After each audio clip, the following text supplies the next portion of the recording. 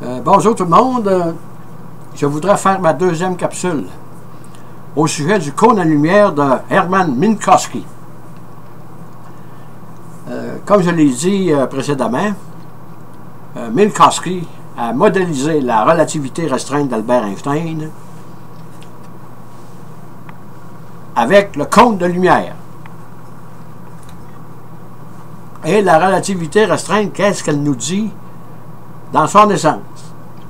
C'est que la vitesse de tout corps matériel ne peut pas excéder ou dépasser de la vitesse de la lumière, et qu'avec son cône de lumière, Minkowski a introduit la quatrième dimension, qui est l'espace-temps. C'est une dimension qu'on ne pourra plus jamais négliger.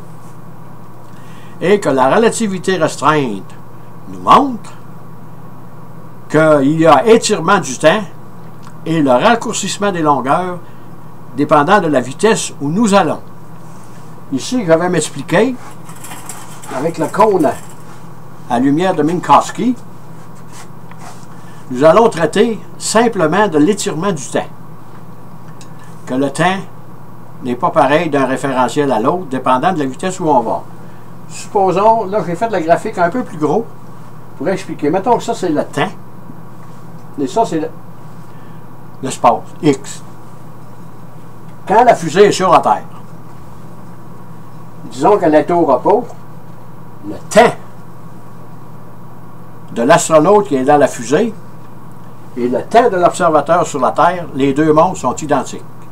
Ils marquent exactement la même heure.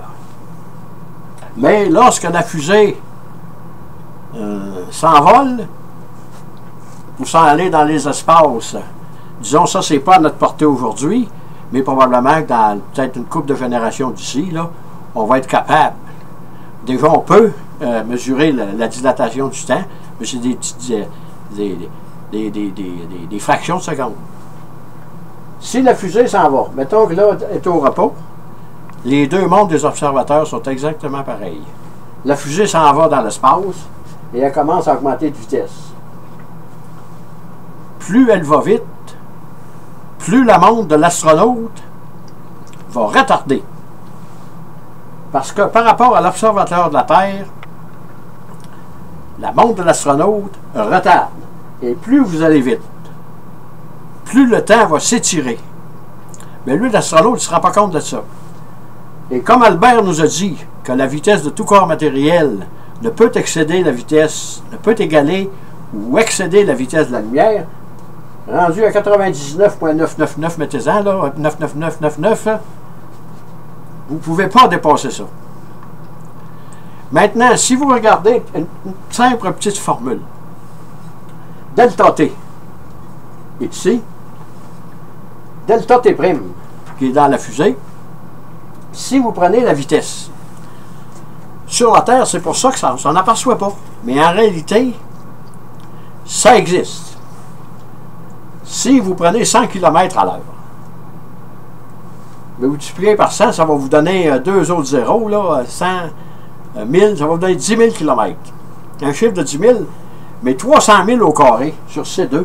Ça veut dire que la fraction que vous allez avoir là, c'est 0.00000, peut-être. Mettez-en des zéros, je n'ai pas calculé, là. Ça veut dire qu'un moins, c'est presque 1. Donc, il n'y a pas de changement. Sur la Terre, le changement est tellement minime qu'on ne s'en rend pas compte. Mais par ailleurs, si vous êtes rendu à la vitesse de la lumière, on va faire la vitesse de la lumière, on ne peut pas y aller, mais on peut aller à 99.99999, mettez des 9 tant que vous voulez après le point, là. Tant que vous n'êtes pas rendu à la vitesse de la lumière, mathématiquement, physiquement, c'est une autre paire de manches, là, parce qu'on sait que ça prendrait une énergie énorme pour se rendre là, pour faire avancer là, c'est impossible.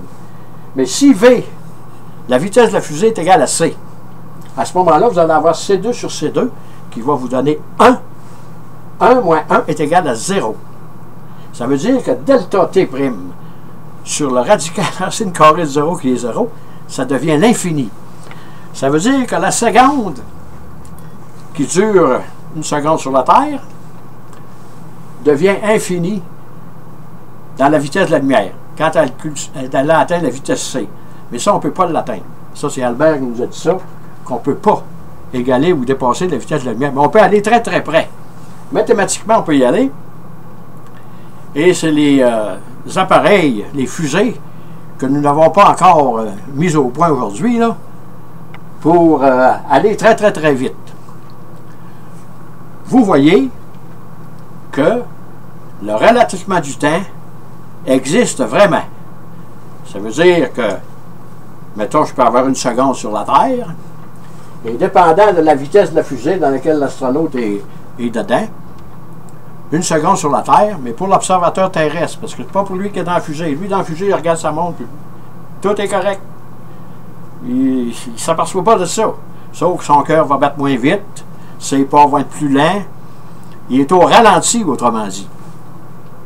Mais l'observateur sur la Terre, en connaissant les équations de Lorentz, les transformations qui sont dans la relativité restreinte, il peut exactement dire combien la montre de l'astronaute a retardé. 1 seconde, elle peut vouloir dire 1 seconde point 2, elle peut vouloir dire 4 secondes, elle peut vouloir dire 1 heure, elle peut vouloir dire une journée, elle peut vouloir dire 1 mois, elle peut vouloir dire 1 année, elle peut vouloir dire 100 ans, dépendant de la vitesse où nous allons. Ça, c'est théorique, mathématique, mais vrai. Ça veut dire que l'étirement du temps, avec le cône de Minkowski, est peut-être un peu plus facile de visualiser.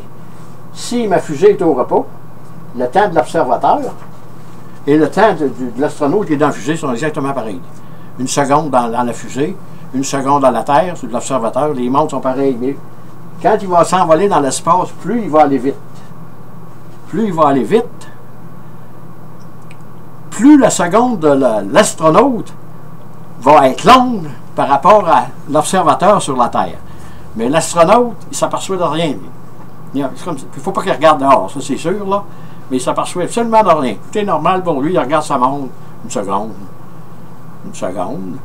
Mais pour l'observateur sur la Terre, avec cette petite formule-là, on peut facilement constater que la montre de l'astronaute retarde. Et sur ce, je vais terminer ma petite capsule là, pour vous dire merci, au revoir et à la prochaine.